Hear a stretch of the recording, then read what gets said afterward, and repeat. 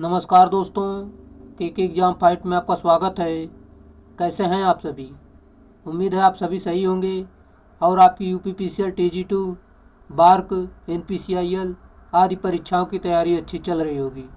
दोस्तों, इन सभी परीक्षाओं को ध्यान में रखते हुए हमने इलेक्ट्रिशियन थ्योरी से कुछ महत्वपूर्ण प्रश्नों की सीरीज स्टार्ट की है, जो कि इस सीरीज में हमने प्रीवियस ईयर प्रश्नों को कवर किया है। इसमें हमने काफ़ी अच्छे महत्वपूर्ण प्रश्नों को कवर किया है और हम आपको बता दें, इस सीरीज में हमने सभी टॉपिक से प्रश्नों को कवर किया है। एक तरह से ये आपका मॉक टेस्ट की तरह काम करेगा। और दोस्तों, आपने यूपीपीसीएल टीजी2 का एग्ज़ाम देख ही लिया होगा। यहाँ से सीधे सीधे प्रश्न आए हैं। चाहे तो आप हमारी पीडीएफ से जाकर सवालों को देख सकते हैं, जो कि हमने के exam fight PDF channel Telegram channel पर हमने पीडीएफ डाली हुई है। वहाँ से आप देख सकते हैं कितने प्रश्न पूछे गए हैं। चलिए, आपका ज़्यादा टाइम न लेते हुए इन प्रश्नों की शुरुआत करते हैं। उससे पहले आपसे रिक्वेस्ट है, अगर आप चैनल पर नए, चैनल को सब्सक्राइब कर लीजिए और अपने दोस्तों में शेयर जरूर करिए। वीडियो अच्छा लगे तो वीडियो को लाइक ज़रूर करना। चलिए, जैसा कि आज का हमारा प्रश्न है, निम्नलिखित में से किस हथौड़े का प्रयोग धात्विक कार्यों के लिए किया जाता है? सही उत्तर बॉल पिन हथौड़ा का प्रयोग करते हैं। ये इसका सही उत्तर है।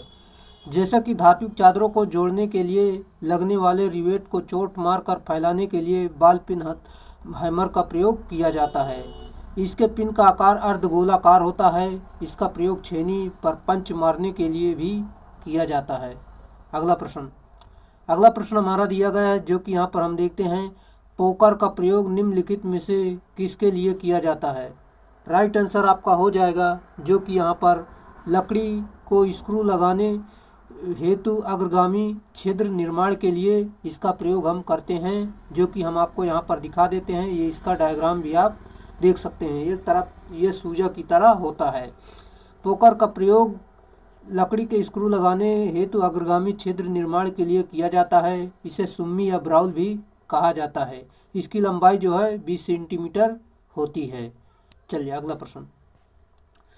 प्रश्न हम आपको दिया गया है, यूनिवर्सल बेवेल प्रोटेक्टर का सिद्धांत निम्नलिखित के समान होता है। सही उत्तर, जो कि यहाँ पर आपका हो जाएगा option number A, Vernier bevel protractor right answer है। चलिए, इसके बारे में पूरी जानकारी देखते हैं, जो कि यूनिवर्सल बेवेल प्रोटेक्टर का सिद्धांत वार्नियर बेवेल प्रोटेक्टर के समान ही होता है। वार्नियर बेवेल प्रोटेक्टर के द्वारा कम से कम 0 डिग्री की परिशुद्धता मापा जा सकता है। अतः किसी कोण को अधिक परिशुद्धता से मापने के लिए बेवेल प्रोटेक्टर का प्रयोग किया जाता है। अगला पॉइंट जिसे हम देखते हैं, इस प्रोटेक्टर के द्वारा हम किसी कोण को 0 डिग्री के 12वें भाग यानी 0.12 या 5 मिनट की परिशुद्धता में माप सकते हैं। अगला प्रश्न आपको दिया गया है, एक प्लग गेज जिसके एक सिरे पर इसका गो और नो गो आकार होता है कहलाता है। सही उत्तर progressive plug gauge right answer है। अगला है, अच्छी रेखा पर द्विध्रुव के कारण क्षेत्र डैश के समानुपाती होता है। सही उत्तर आपका हो जाएगा, जो कि 1/r3 ये इसका सही उत्तर होगा। इसके समानुपाती होता है। चाहे तो आप यहाँ पर देख सकते हैं। अगला प्रश्न हमारा दिया गया है, एक पदार्थ में वोल्टेज के अनुप्रयोग के कारण एक सूचक के दूसरे सूचक तक मुक्त आवेशों की शुद्ध गति होती है। इस प्रकार के संचालन को डैश कहा जाता है। सही उत्तर हमारा, जो कि इसमें विद्युत धारा कहते हैं, ये इसका राइट आंसर है। चलिए, अगला प्रश्न, और धारा का मात्रक तो आप सभी लोग जानते होंगे, एम्पियर होता है। जैसे कि अगला प्रश्न दिया गया है, सर्किट में इलेक्ट्रॉनों का प्रवाह डैश को उत्पन्न करता है। सही उत्तर एक विद्युत करंट उत्पन्न करता है। ये इसका सही उत्तर होगा।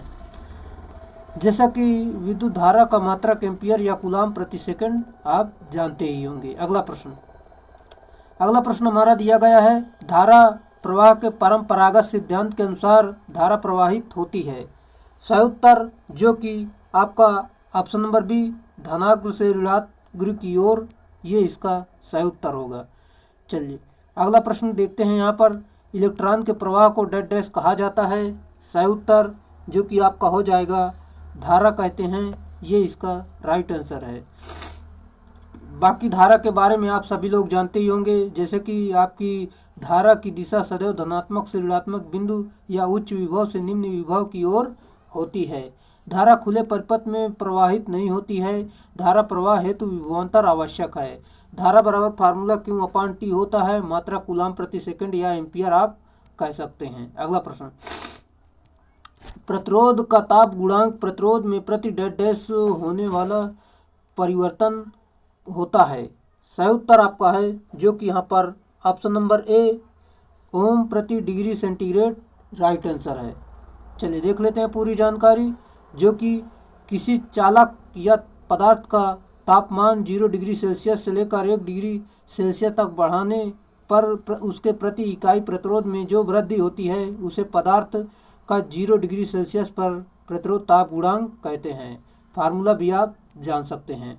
अगला प्रश्न, विशिष्ट प्रतिरोध की एसआई इकाई अंतर्राष्ट्रीय मात्रक प्रणाली आपको बताना है। विशिष्ट प्रतिरोध की इकाई जो होती है ohm into meter right answer है। चलिए अगला प्रश्न, जैसा कि यहाँ पर हम आपको पूरी जानकारी देख देते हैं, जो कि विशिष्ट प्रतिरोध की एसआई इकाई ओम इंटू मीटर होती है। जब किसी चालक का अनुप्रस्थ काट क्षेत्रफल 1 मीटर स्क्वायर हो तथा उसकी लंबाई 1 मीटर हो तो उसका विशिष्ट प्रतिरोध के बराबर होगा। फार्मूला R बराबर रो एल अपान ए होता है। अगला प्रश्न हमारा दिया गया है, जो कि इस प्रकार का है, जैसे कि कार्बन प्रतिरोध में कार्बन प्रतिरोध बनाने हेतु प्रयोग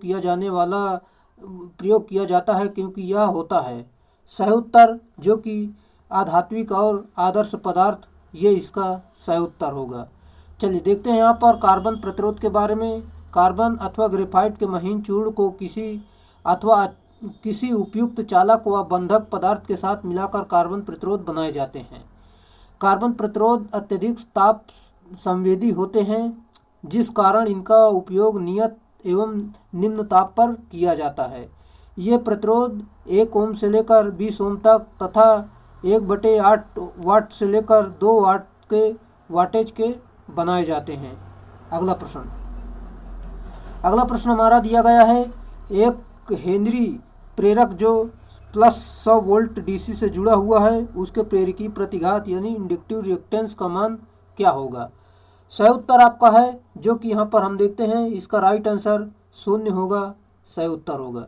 अगला प्रश्न जैसा कि यहाँ पर पूरी जानकारी पहले आपको दे देते हैं, जो कि यहाँ पर एक हेनरी प्रेरक जो 100 वोल्ट डीसी से जुड़ा हुआ है, उसके प्रेरकी प्रतिघात यानी इंडक्टिव रिएक्टेंस का मान 0 होगा, क्योंकि पूर्ण स्टेडी स्टेट पर डीसी के लिए कंडक्टर शॉर्ट सर्किट की तरह कार्य करेगा।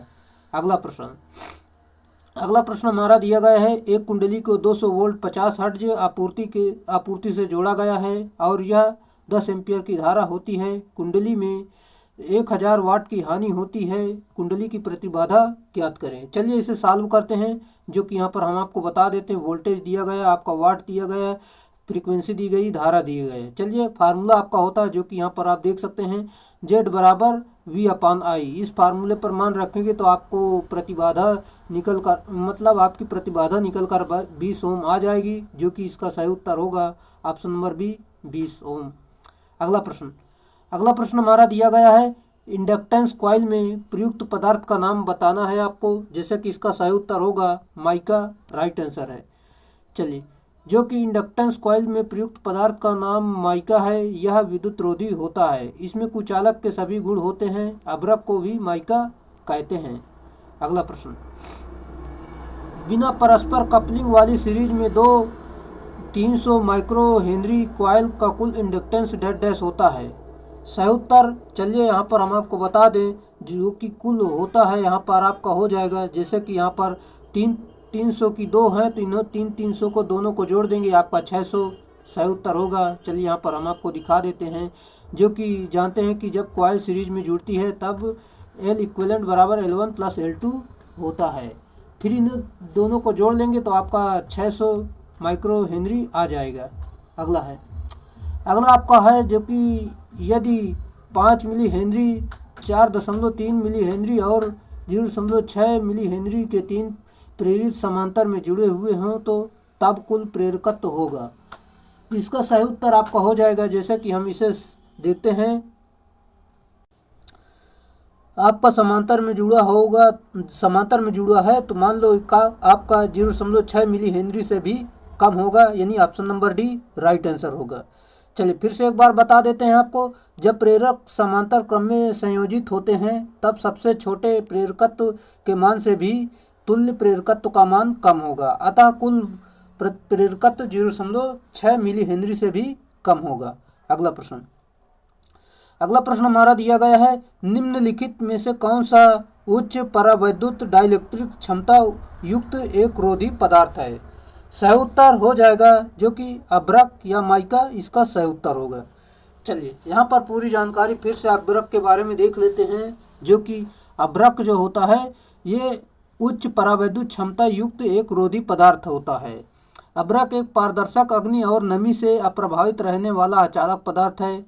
यह ऊष्मा एवं नमी से अप्रभावित रहने वाला एकमात्र प्राकृतिक एवं खनिज पदार्थ है जो भार में प्रचुर मात्रा में उपलब्ध होता है और वैद्युतिक ऊष्मा उपकरणों के हीटिंग एलिमेंट के आधार के रूप में कोई अन्य कोई अचालक पदार्थ इसकी बराबरी नहीं कर सकता।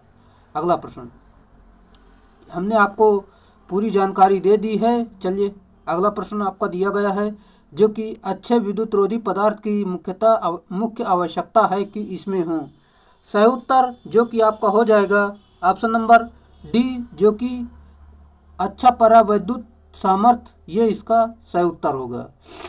जैसे कि अच्छे कुचालक सामग्री का डाइलेक्ट्रिक क्षमता अच्छी होनी चाहिए और इसको किलोवोल्ट प्रति एमएम यानी मिलीमीटर में व्यक्त किया जाता है। इसका अलावा कुचालक की विशिष्ट प्रतिरोधकता उच्च होनी चाहिए और यांत्रिक सामर्थ्य भी अच्छी होनी चाहिए। अगला प्रश्न हमारा दिया गया है, निम्न में से कौन सा विद्युत रोधी पदार्थ ऑक्सीकरण और आग के खतरे के प्रति बहुत प्रतिरोधी होता है? सही उत्तर जो कि यहाँ पर संश्लेषित विद्युत रोधी यानी option number D right answer होगा। चलिए यहाँ पर हम आपको बता दें फिर से एक बार, जैसे कि सिंथेटिक विद्युत रोधक तेल ऑक्सीकरण एवं भयानक आग के विरुद्ध अच्छा विद्युत रोधक है। इंसुलेटेड ऑयल का प्रयोग ट्रांसफार्मरों में किया जाता है। जैसा कि फाइबर एक अच्छा कुचालक है, यह मशीनों के स्लॉटों में डालने के काम में आता है। अगला पॉइंट है, ग्लास पर जंग, नमी, तेजाब आदि का कोई प्रभाव नहीं पड़ता है, इसलिए इंसुलेटर बल्ब इंडिकेटर मीटरों के रूप में ग्लास चढ़ाए जाते हैं। माइका अधिक गर्मी को कंट्रोल करने में उपयोग में लाया जाता है। अगला प्रश्न, निम्नलिखित में से कौन सा पदार्थ इसके माध्यम से बिजली के प्रवाह को रोक सकता है? सही उत्तर आपको पता होना चाहिए, जो कि ऑप्शन नंबर यहाँ पर सी रोधक सामग्री राइट आंसर है। चलिए यहाँ पर पूरी जानकारी फिर से देते हैं। इंसुलेटर पदार्थ के माध्यम से बिजली के प्रवाह को रोक सकता है। जिन पदार्थों में मुक्त इलेक्ट्रॉनों की संख्या नगण्य होती है वे पदार्थ इंसुलेटर कहलाते हैं, जैसे कि अभ्रक, कांच, एस्बेस्टॉस, बेकेलाइट, पीवीसी आदि होते हैं। अगला प्रश्न आपका सवाल है जो कि यहाँ पर आपको करना चाहिए। जैसे कि यहाँ पर हम आपको बता दें, एक बैटरी में 20 सेल लगे हैं जिनमें से प्रत्येक का ईएमएफ 1.5 वोल्ट और आंतरिक प्रतिरोध 0.2 ओम है। वे प्रति पंक्ति में श्रेणी क्रम में 5 और अन्य 4 पंक्तियों में समांतर क्रम में जुड़े हुए हैं और बैटरी के आउटपुट टर्मिनल पर ईएमएफ कितना होगा? चलिए सॉल्व करते हैं, जो कि यहाँ पर हम आपको बता देते हैं। जैसा कि यहाँ पर आपका दिया गया है, चलिए दिखा देते हैं। जैसे कि आपको यहाँ पर 20 सेल जैसे कि दिए गए हैं, इस प्रकार आपके जुड़े हुए हैं, जो कि यहाँ पर आपका हो जाएगा संलग्न एक, यानी आपका 7.5 राइट आंसर हो जाएगा, जो कि यहाँ पर जुड़ेगा। वोल्टता की संपूर्ण ही होगी क्योंकि समांतर में वोल्टता समान ही रहती है। चलिए समांतर में आपकी वोल्टता समान रहती है, यानी आपका हो जाएगा 7.5 वोल्टेज, ये इसका सही उत्तर होगा। अगला प्रश्न आपका दिया गया है, जो कि 80 वोल्ट विद्युत वाहक बल और 2 ओम के आंतरिक प्रतिरोध की एक बैटरी 200 वोल्ट मेंज से आवेशित होती है, तो 5 एम्पियर की आवेशक धारा के लिए श्रेणी प्रतिरोध का मान क्या होगा? चलिए इसे भी देखते हैं, जो कि आपको इसे सॉल्व करना चाहिए। जैसे कि इसे सॉल्व करेंगे आपका, जैसे कि धारा दी गई है, प्रतिरोध दिया गया है, वोल्टता दिया गया है। फार्मूला आपका होता है जो कि यहाँ पर आपको केवीएल के नियम से निकालना है। केवीएल के नियम से जो कि इस प्रकार सॉल्व करेंगे, जैसे कि आपको इस प्रकार सॉल्व करना है, जो कि +200 -80 माइनस का 5 गुणे 2 और माइनस का 5 गुणे n, यानी आपका इस प्रकार चलेंगे, जो कि इस प्रकार आपका KVL का नियम लगता है। चलिए इस प्रकार इसे सॉल्व करेंगे तो आपका यहाँ पर राइट आंसर निकाल लेंगे तो आपका 22 ओम सही उत्तर हो जाएगा, ऑप्शन नंबर सी। चलिए अगले प्रश्न की तरफ चलते हैं। दोस्तों आपको कैलकुलेशन खुद से करनी है, यहाँ से हम आपको तरीका सिर्फ बता रहे हैं, क्योंकि एक सवाल इसमें करने लगेंगे तो काफ़ी टाइम लग जाएगा, इसीलिए आपको सिर्फ यहाँ पर सॉल्यूशन देखना है। बाकी अगर आपको सवाल करना है तो वीडियो को रोककर सवाल पूरा किया करिए। खुला पथन की स्थिति में एक सेल के टर्मिनल पर वोल्टेज 2.2 वोल्ट है और परिपथ में 0.4 एम्पियर की धारा प्रवाहित होने पर सेल के टर्मिनल पर वोल्टेज 1.8 वोल्ट है। सेल का आंतरिक प्रतिरोध डैश होगा। चलिए इसे भी देखते हैं, जो कि यहाँ पर हम सॉल्व करेंगे। जैसा कि यहाँ पर दिया गया है, जो कि आपका वोल्टेज दिया गया है और ईएमएफ दिया गया है, धारा दी गई है। यहाँ पर आंतरिक प्रतिरोध बराबर फार्मूला होता है खुला परिपथ वोल्टेज और माइनस का टर्मिनल वोल्टेज बटे धारा। फार्मूले पर मान रखेंगे, सॉल्व करेंगे, कैलकुलेशन कर लेंगे, एक आ जाएगा, जो कि यहाँ पर ऑप्शन नंबर ए सही उत्तर है। अगला आपका दिया गया है तड़ित रोधक को फेरने के लिए निम्नलिखित में से किसका उपयोग किया जाता है। सही उत्तर आपका है जो कि सर्ज डाइवर्टर राइट आंसर है।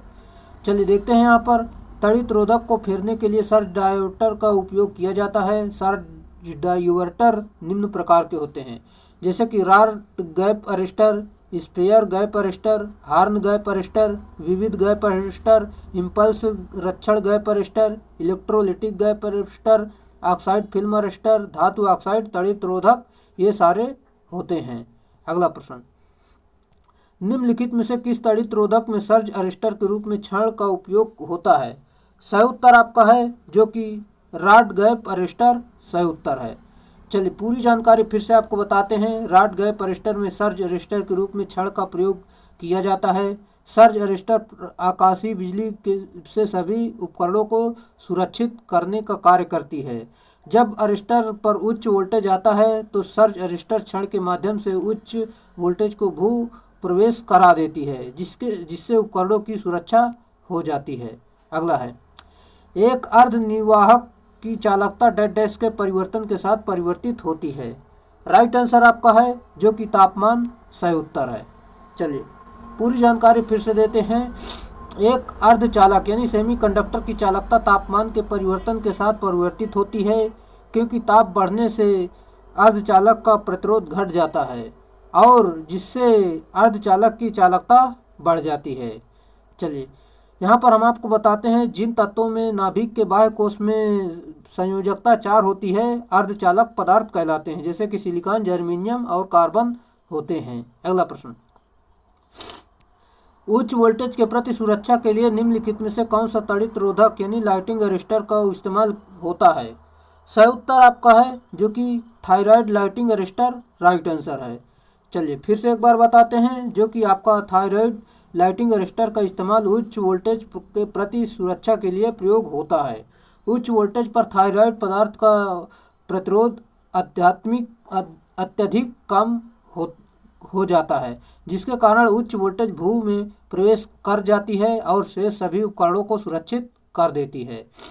अगला पॉइंट है, सब स्टेशनों में लाइटिंग अरेस्टर को ट्रांसफार्मर के निकट लगाया जाता है। अगला प्रश्न हमारा दिया गया है, वेट केमिकल फायर एक्सटिंग्विशर में इस्तेमाल होने वाला मुख्य तत्व कौन सा है। सही उत्तर आपका हो जाएगा जो कि यहाँ पर हम आपको बता दें, जैसा कि option number C potassium right answer है। चलिए अगले प्रश्न की तरफ चलते हैं, जो कि पेट्रोल, टार, पेंट जैसे ज्वलनशील तरल पदार्थों के कारण किस वर्ग की आग लगती है। सही उत्तर जो कि ऑप्शन नंबर बी वर्ग बी की आग, ये इसका राइट आंसर है। जैसा कि इस प्रकार का प्रश्न ये तो क्या दिया गया है, जैसे कि यहाँ पर हम आपको बता दें ए प्रकार की जो आग होती है क्लास ए की आग, इसमें लकड़ी, कागज आदि से लगने वाली आग होती है। और वर्ग डी की जो क्लास होती है इसमें आपकी जो आग होती है विद्युत यानी इलेक्ट्रिक वायर से लगने वाली आग होती है। बी में जो होता है आपका, इसमें आपकी पेट्रोल डीजल से लगने वाली आग होती है। और सी में जो होता है गैस से लगने वाली आग होती, जैसे कि एलपीजी, मीथेन वगैरह जो गैसें होती है ना, वहाँ से लगने वाली आग होती है। अगला प्रश्न,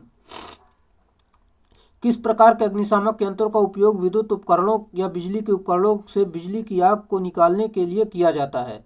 सही उत्तर, कहीं कहीं दोस्तों यहाँ पर अपवाद भी है, जो कि कहीं कहीं सी भी दे दी जाती है विद्युत के लिए, कहीं कहीं डी भी दे दी जाती है। यहाँ पर देख सकते हैं सी दिया गया है, ये इसका सही उत्तर है। चलिए बाकी आप देख लेना। चलिए यहाँ पर विद्युत से लगी आग को हेलोन प्रकार के अग्निशामक का प्रयोग किया जाता है, इससे इसको बुझाया जाता है। इसे प्राथमिकता देंगे और हेलोन वास्तव में कार्बन टेट्राक्लोराइड तथा ब्रोमो डाइफ्लोरोमीथेन का मिश्रण होता है। अगला प्रश्न, आग बुझाने की मशीन में कौन सा रंगीन बैंड कार्बन डाइऑक्साइड सामग्री को दर्शाता है? सही उत्तर आपका हो जाएगा जो कि यहाँ पर ऑप्शन नंबर डी काला, ये इसका सही उत्तर होगा। चलिए यहाँ पर हम आपको बता देते हैं, आग बुझाने वाली मशीन में काला रंगीन बैंड कार्बन डाइऑक्साइड सामग्री को दर्शाता है। यह विद्युत कार्य में लगी आग को अग्निशामक कारक विद्युत आग कक्षा सी के संदर्भ में आता है। अगला प्रश्न, विद्युत तारों में लगी आग को किस प्रकार नहीं बुझाना चाहिए? सही उत्तर आपका जो कि ऑप्शन नंबर बी झाग पैदा करने वाले अग्निशामक यंत्र से इससे नहीं बुझाना चाहिए। और दोस्तों आपका जल युक्त अग्निशामक यंत्र से भी नहीं बुझाना चाहिए, जो कि यहाँ पर आपका आंसर हो जाएगा। यानी आपके ये दोनों आंसर होंगे, जो कि झाग पैदा करने वाले अग्निशामक यंत्र और जल युक्त अग्निशामक यंत्र से नहीं बुझाना चाहिए, जो कि यहाँ पर आपका ऑप्शन नंबर 20 सही दिया गया है, जो कि आप देख सकते हैं। यानी आपके इसमें दोनों सही हैं। चलिए अगला प्रश्न, अगला प्रश्न आपका दिया गया है, गैल्वेनीकरण डैश का लेपन होता है। सही उत्तर इसमें आपका हो जाएगा ऑप्शन नंबर यहाँ पर जिंक का प्रयोग होता है, राइट आंसर है। चलिए देख लेते हैं, लोहे पर इस्पात पर जंग रोधी फिनिश के लिए जिंक की कलाई किया जाता है। अधिक सुरक्षा के लिए वस्तुओं पर क्रोमियम के प्लेटिंग अथवा कलाई कृत की जाती है। इसका प्रयोग टैंक, चादरें, प्रयुक्त घरेलू बर्तनों तथा इंजीनियरिंग के क्षेत्रों में किया जाता है। अगला प्रश्न, अगला प्रश्न हमारा दिया गया है, जो कि विद्युत अपघटन के संबंध में निम्नलिखित विवरणों में कौन सा गलत है? चलिए यहाँ पर आपका सही उत्तर हो जाएगा, जो कि विद्युत अपघटन के दौरान रासायनिक ऊर्जा विद्युत ऊर्जा में परिवर्तित होती है, ये इसका सही उत्तर है। चलिए देख लेते हैं यहाँ पर इसकी पूरी जानकारी, जो कि इलेक्ट्रोलाइट का प्रयोग इलेक्ट्रोलिसिस प्रक्रम इलेक्ट्रोलाइट का प्रयोग किया जाता है, जिससे कि डीसी सोर्स की आवश्यकता होती है, तथा इलेक्ट्रोलिसिस क्रिया में विद्युत ऊर्जा को रासायनिक ऊर्जा में बदला जाता है। इसके विषय में फैराडे ने 2 नियम दिए थे, हम दोनों नियम देख लेते हैं। जो कि पहले नियम के अनुसार किसी वैद्युत अपघट्य घोल में इलेक्ट्रोड पर जमा या मुक्त होने वाले पदार्थ की मात्रा घोल में प्रवाहित होने वाली विद्युत धारा की मात्रा के समानुपाती होता है। जैसा कि फार्मूला आपका होता है M बराबर ZIT, जेड जहाँ की आपका स्थिरांक होता है, ये आप जरूर जानिए। अगला नियम देख लेते हैं, जो कि यहाँ पर हम देखते हैं, यदि विभिन्न वैद्युत अपघट्य सेलों मतलब अपघट्य घोलों में से एक ही समय में समान धारा प्रवाहित की जाए, तो विभिन्न वैद्युत अपघट्य घोलों द्वारा मुक्त या जमा पदार्थों की मात्रा क्रमशः उन पदार्थों को रासायनिक तुल्यांक भार के समानुपाती होता है। फार्मूला होता है आपका Z बराबर M/IT, या आप M/Q भी बोल सकते हैं।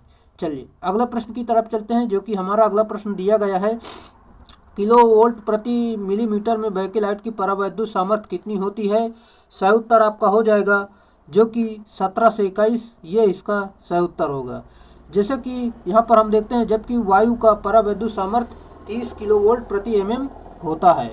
अगला है, निम्नलिखित में से किस इंसुलेट सामग्री में सबसे कम डाइलेक्ट्रिक हानि होती है?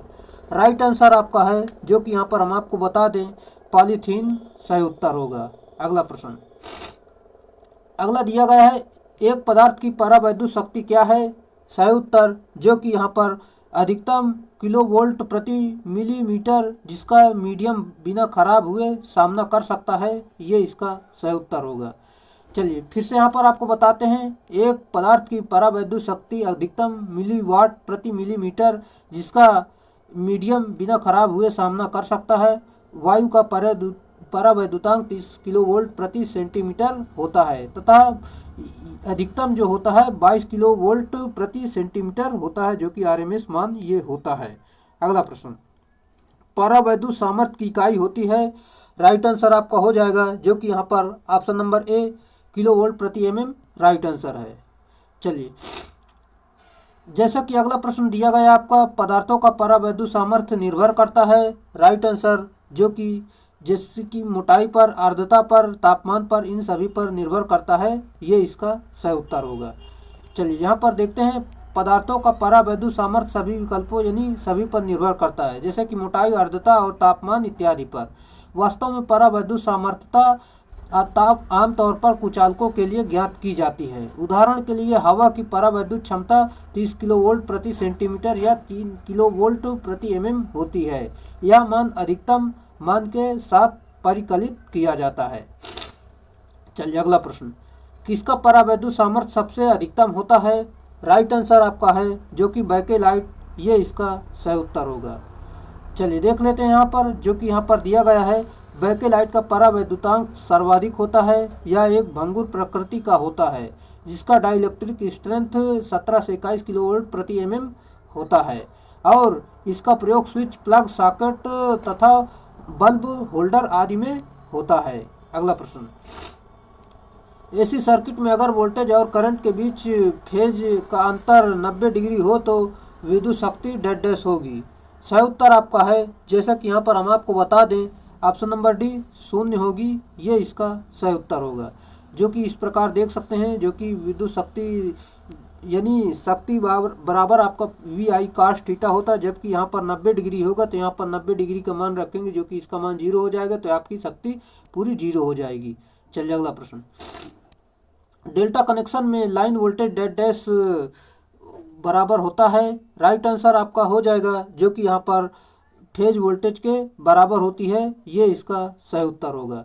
यहाँ पर आप जान सकते हैं जो कि लाइन वोल्टेज फेज वोल्टेज के बराबर होती है और डेल्टा संयोजन में लाइन वोल्टेज आपने फेज वोल्टेज के बराबर होती है। और हम आपको बता दें जो कि डेल्टा संयोजन में लाइन करंट का मान फेज करंट के मान के रूट 3 गुना होती है और डेल्टा कनेक्शन में पावर जो होती है आपकी, जो कि √3 VL × IL cos phi होता है।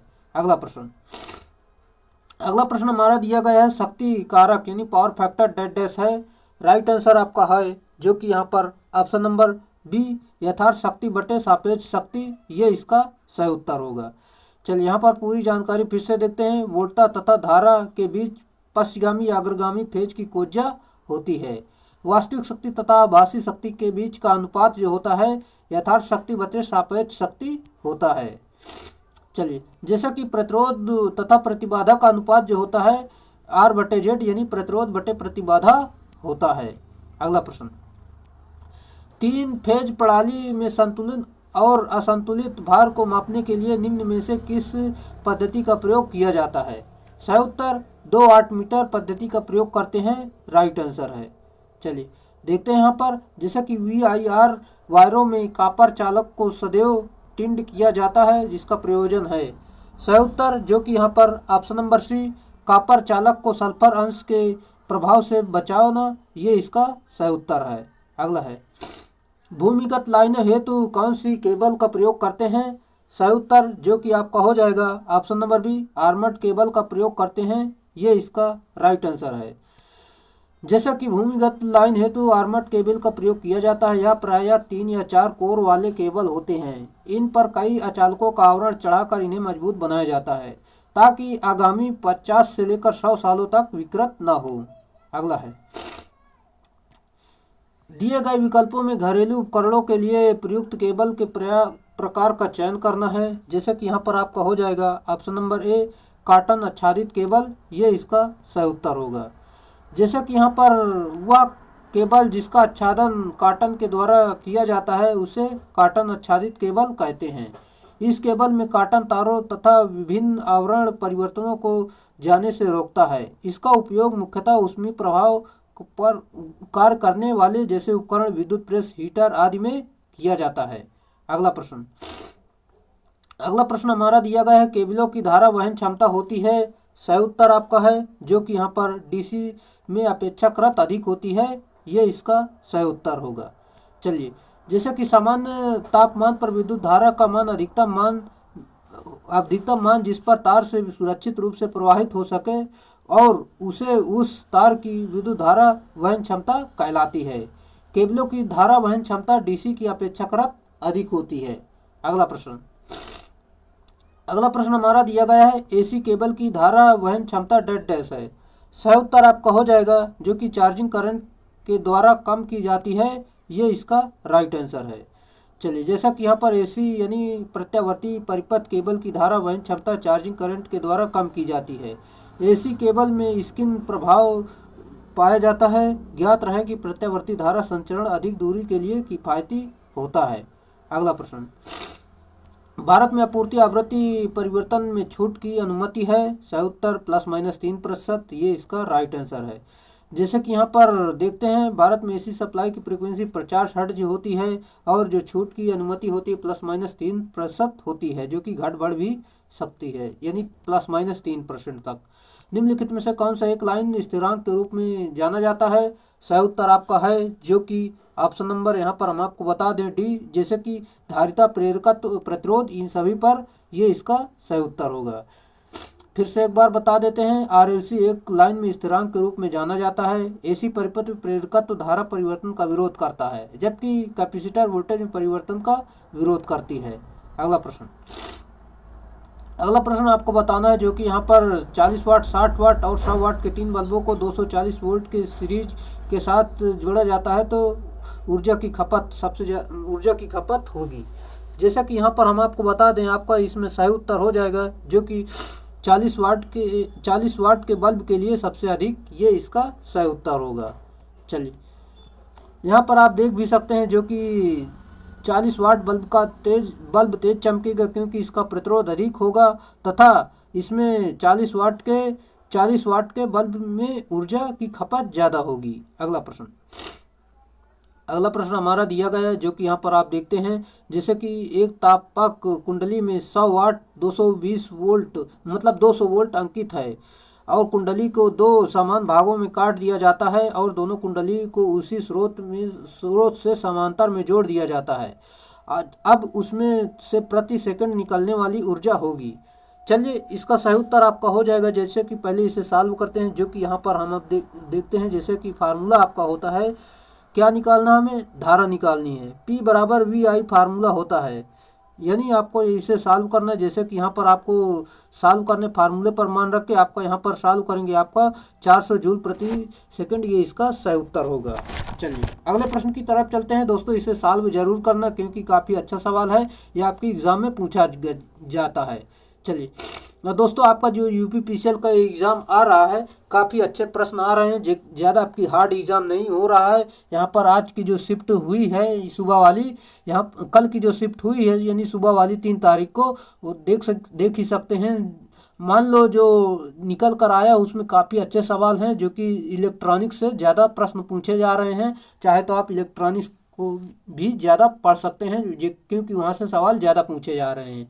इसलिए हम आपको बता दें, सिलेबस आपको पूरा मान लो कवर ही है और आपको रिवीजन फास्ट तरीके से करना है। इसलिए आप अच्छे से पूरी तैयारी, मान लो जिसका आगामी आने वाला एग्ज़ाम है, मान लो आगामी में जो एग्ज़ाम है उसके लिए काफ़ी अच्छी तैयारी करके जाएँ, जो कि आपका एग्ज़ाम आपसे रिलेटेड आ रहा है, आपको अच्छे से सिलेक्शन इसमें लेना है।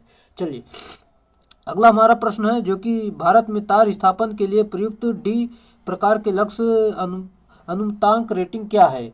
सही उत्तर आपका हो जाएगा। जैसे कि यहाँ पर हम आपको बता दें, जो कि यहाँ पर ऑप्शन नंबर ए 5 एम्पियर राइट आंसर होगा। चलिए, अगला प्रश्न, सीलिंग रोज का इस्तेमाल किसकी आपूर्ति के लिए किया जाता है? सही उत्तर, जो कि यहाँ पर दीप का प्रयोग करते हैं, ये इसका राइट आंसर होगा, जिसके द्वारा ट्यूबलाइट को सप्लाई दी जाती है। अगला प्रश्न, जैसा कि भारतीय मानक के अनुसार सामान्य सीलिंग रोज को जोड़ते समय कौन सी शर्त का पालन किया जाना चाहिए? Right answer option number D, जो कि सीलिंग रोज से सिर्फ एक लचीली रस्सी बांधी जानी चाहिए, ये इसका राइट आंसर है। सीलिंग रोज सामान्यतः डेड डैश फिट किया जाता है। सही उत्तर, जो कि दीवारों में फिट करते हैं, सही उत्तर होगा। चलिए, जैसा कि यहाँ पर हम आपको बता दें, जिसके माध्यम से लाइट तथा पंखों की सप्लाई दी जाती है, इसके आवश्यकता अनुसार प्रयोग में लिया जाता है। अगला प्रश्न हमारा दिया गया है, जो कि परिपथ में कनेक्टर डेड डैश के लिए उपयोग किया जाता है। सही उत्तर आपका हो जाएगा, जो कि यहाँ पर तार के केबल की लंबाई को बढ़ाने के लिए और ट्यूबलाइट की चौक को संयोजित करने के लिए, विद्युत आयरन को संयोजित करने के लिए, घरेलू ऑडियो कनेक्शन को संयोजित करने के लिए। ये सभी इसका सही उत्तर होगा। ऑप्शन नंबर ई, ये सारे आंसर सही है। चलिए अगला प्रश्न, सोलर पैनल लगाने के दौरान सबसे पहले क्या करना चाहिए? राइट आंसर, जो कि यहाँ पर हम आपको बता दें, बिजली का बिल का विश्लेषण करना चाहिए। ऑप्शन नंबर बी सही उत्तर होगा। चलिए अगला प्रश्न हमारा दिया गया है, जो कि इस प्रकार का है, जैसे कि किसी प्रत्यावर्ती धारा का पीक फैक्टर उसके उच्चतम मान का आरएमएस मान का अनुपात होता है, इसका मान डेड डैश होगा। सही उत्तर हो जाएगा आपका, जो कि यहाँ पर √2, ये इसका राइट आंसर है। चलिए यहाँ पर देख भी सकते हैं आपको, जो कि पीक फैक्टर बराबर I maximum upon I RMS, यहाँ पर फार्मूले पर इस प्रकार इसे निकाले हैं। चलिए अगला प्रश्न, 2 किलो हर्ट्ज फ्रीक्वेंसी का आवर्तकाल कितना होता है? सही उत्तर आपका है, जो कि यहाँ पर हम आपको बता दें, यहाँ पर ऑप्शन नंबर बी, जो कि यानी ऑप्शन नंबर इसमें आपका हो जाएगा, जो कि ऑप्शन नंबर बी सही उत्तर होगा। 0.5 मिली सेकेंड, ये इसका राइट आंसर है, जो कि यहाँ पर आवर्तकाल का सिंपल सा फार्मूला होता है 1/, आवृत्ति। यहाँ पर फार्मूले पर मान रखेंगे, भाग दे देंगे एक में, आपका सही उत्तर हो जाएगा। चलिए अगला प्रश्न, दी गई तरंग की फ्रीक्वेंसी क्या है? आपको फ्रीक्वेंसी इसकी बताना है। चलिए इसे देखते हैं। 1/, फ्रीक्वेंसी होता है, जो कि यहाँ पर हम आपको बता दें, जैसे कि यहाँ पर दिया गया आवृत्ति बराबर 1/, आवर्तकाल। यहाँ पर 0 से दशमलव हटाएंगे, 0 बढ़ाएंगे, आपका 10 हर्ट्ज सही उत्तर होगा, यानी option number C right answer है। अगला प्रश्न आपका दिया गया है, चित्र में दर्शाई गई तरंग प्रभावी मान क्या है? यहाँ पर आपका दिया गया है, जैसे कि 537 दिया गया है, यहाँ पर आपका √2 से भाग दे देंगे, जो कि आपका 380 सही उत्तर हो जाएगा, यानी option number A right answer है। चलिए देख लेते हैं अगला प्रश्न, डेड डैश का इस्तेमाल आमतौर पर डीसी उपकरणों के शंट के लिए किया जाता है। राइट आंसर, जो कि आपका हो जाएगा मैग्नीन, ये इसका सही उत्तर होगा। अगला प्रश्न हमारा दिया गया है, जैसे कि डीसी शंट जनरेटर की चुंबकन अभिलक्षणिक वक्र किन चीज़ों के बीच संबंध दिखाती है? सही उत्तर हो जाएगा आपका वाई अक्षर पर प्रेरित ईएमएफ और एक्स अक्षर पर क्षेत्र धारा, ये इसका सही उत्तर होगा। अगला है, डीसी शंट जनरेटर को डेड डैश भी कहा जाता है। राइट आंसर हमारा हो जाएगा ऑप्शन नंबर ए नियत वोल्टेज जनरेटर, ये इसका सही उत्तर होगा। जैसा कि डीसी शंट जनरेटर को नियत वोल्टेज जनरेटर भी कहा जाता है, इसका उपयोग कम वोल्टेज वाली उपकरणों में किया जाता है, इसमें फ्लक्स नियत रहता है। अगला प्रश्न, डीसी शंट जनरेटर 9 एम्पियर और 1.8 किलो का भार प्रदान करता है और शंट करंट 1 एम्पियर है, तो आर्मेचर करंट डेड डैश होगा। चलिए इसे देखते हैं, जो कि यहाँ पर हम आपको बता दें, जैसे कि यहाँ पर आपको बता दें, आपका यहाँ पर पूरा मान दिया गया, फार्मूले पर मान रखेंगे, आर्मेचर धारा आपकी 10 आ जाएगी। फिर इसके बाद आपको आर्मेचर धारा, लोड धारा और शंट धारा तीनों सीरीज में बराबर होती हैं, यानी आपका इसमें आ जाएगा 10 एम्पियर, ये इसका सही उत्तर होगा। चलिए इसे सॉल्व कर लेना। चलिए, यानी आपका यहाँ पर 10 ही सही उत्तर होगा। अगला प्रश्न आपका दिया गया है, डायोड ट्रांजिस्टर और एकीकृत यानी परिपथ के बीच निम्नलिखित के बनाए जाते हैं। सिलिकॉन के बनाया जाता है, सभी को पता होना चाहिए। अगला प्रश्न, सिलिकॉन के बारे में तो आपको पता ही हो, ये आपका अर्धचालक है और इनकी डोपिंग करके डायोड, ट्रांजिस्टर, एससीआर, ट्रायक आदि इलेक्ट्रॉनिक उपयंत्र बनाए जाते हैं। चलिए, जैसा कि सिलिकॉन का 14 परमाणु क्रमांक होता है, जर्मेनियम का 32 होता है। अगला प्रश्न हमारा दिया गया है, डायोड चिन्ह में तीर की दिशा डेड डैश सूचित करती है। सही उत्तर आपका है, जो कि यहाँ पर हम आपको बता दें, जैसे कि यहाँ पर छेद की बहाव की दिशा यानी ऋण धारा की दिशा, ये इसका सही उत्तर होगा, जैसा कि यहाँ पर आप देख रहे हैं।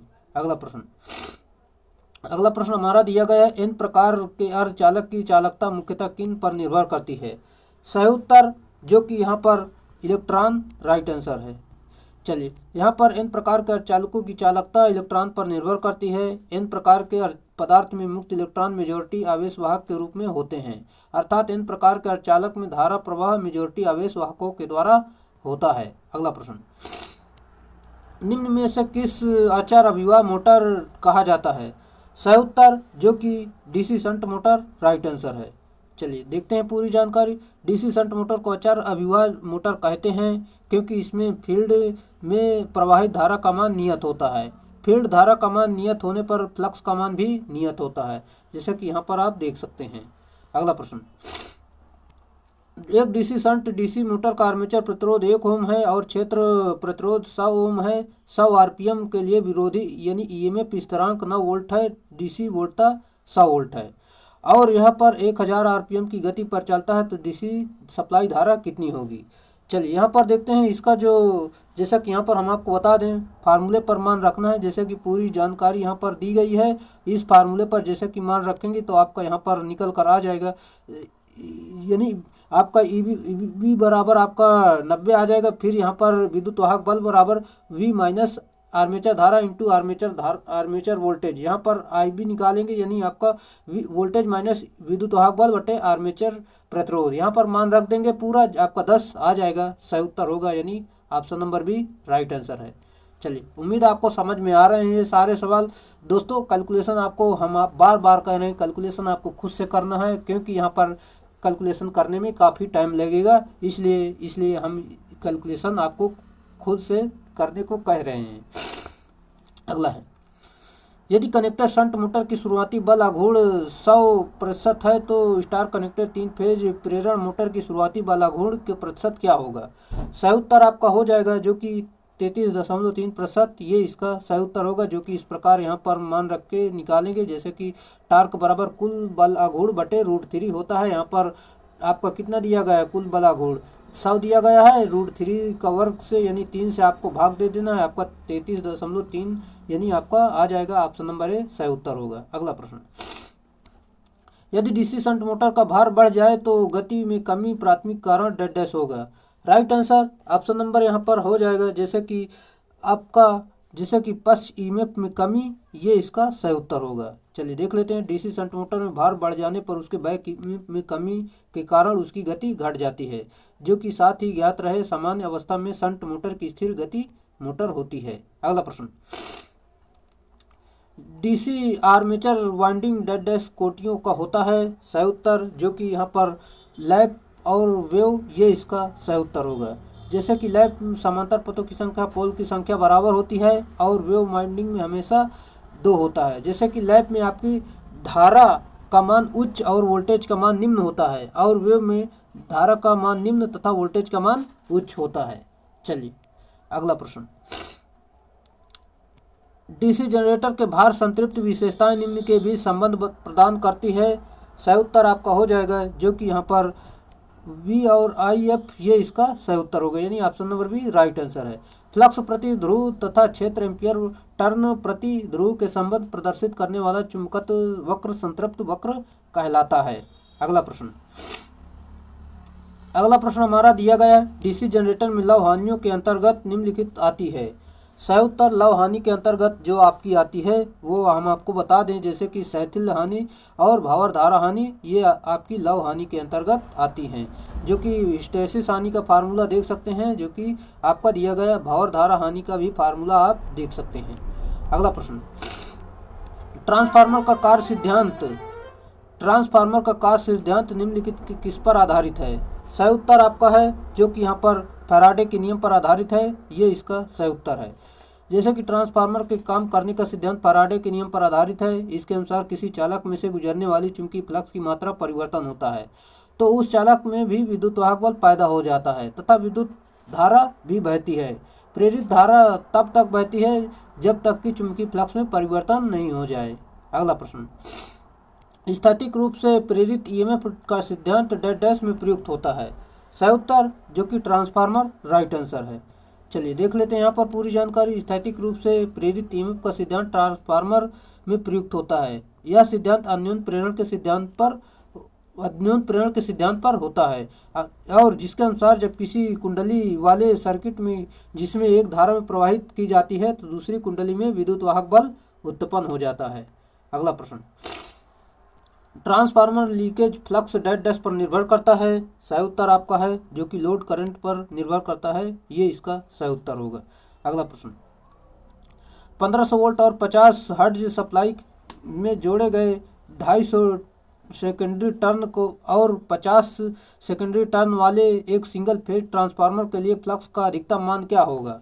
चलिए देखते हैं इसे, जो कि यहाँ पर हम सॉल्व करते हैं। फार्मूला आपका दिया गया है, जो कि यहाँ पर पूरा मान दिया गया है।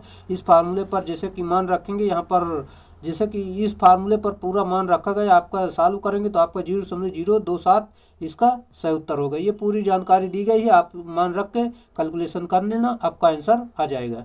अगला प्रश्न, किसी ट्रांसफार्मर का प्रेरित प्रतिघात किस प्रचाल पर निर्भर करता है। सही उत्तर जो कि क्षरण अभिभव पर निर्भर करता है, ये इसका सही उत्तर होगा। अगला है, शंट फील्ड को आर्मेचर के साथ डेड डैश में जोड़ा जाना चाहिए। सही उत्तर आपका जो कि समांतर में जोड़ा जाना चाहिए, ये इसका सही उत्तर होगा। जैसा कि सीरीज फील्ड को आर्मेचर के सीरीज में जोड़ा जाता है, जो कि कम टर्न और अधिक इसमें मोटे तार और कम टर्न के बनाए जाते हैं। ये तो शंट का आपका दिया गया है। चलिए अगला प्रश्न, जब फ्लक्स को बढ़ाया जाता है तो दूसरी शंट मोटर की गति पर क्या असर होता है। राइट आंसर आपका हो जाएगा जो कि यहाँ पर घटता है। सही उत्तर option number A right answer है। जो कि फार्मूला भी आप देख सकते हैं, जो कि इस प्रकार दिया गया है, जो कि फ्लक्स आपको बढ़ाएंगे तो गति आपकी घटेगी।